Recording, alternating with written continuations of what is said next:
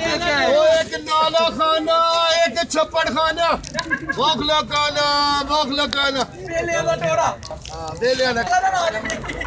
लाल वाला शीत है, सफेद वाला मीट है, 24 घंटे चला। शीत मीट की लड़ाई सबको दिखाओ।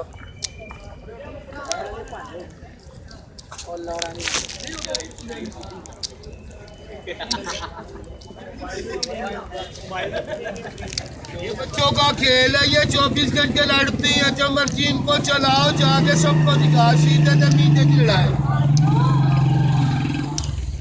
शीता दे मीदा है क्या? शीता कौन है? मीदा कौन है? लाल वाला शीत है, सफेद वाला मीट है, दोनों लड़ते हैं। दोनों भाई ने? अच्छा, ये बच्चों का खेल है, ये 24 घंटे लड़ते हैं। शीता भी और मीता भी, जब मर्जी लड़ाओ।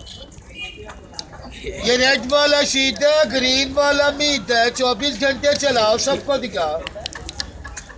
बच्चों की गेम है, खेल है, 24 घंटे लड़ेंगे। शीत मीटे की लड़ाई, 24 घंटे इनको चलाओ, सबको दिखाओ।